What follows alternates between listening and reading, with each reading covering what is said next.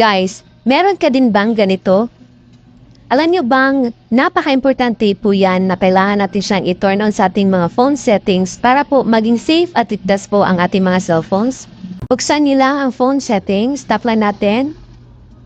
Dito na kayo sa settings, scroll up nyo lang.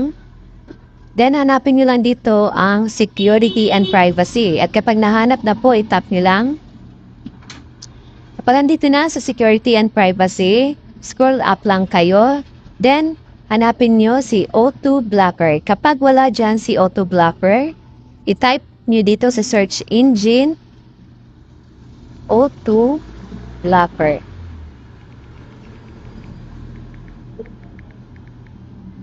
Then, i-search nyo lang.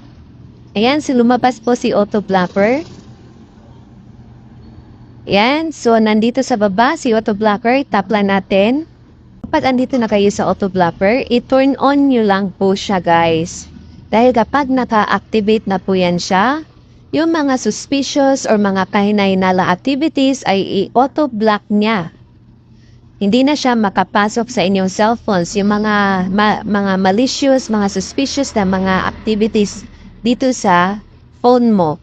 Then, kapag naka-install na yung mga application, i-allow lang po niya ay yung mga authorized stores.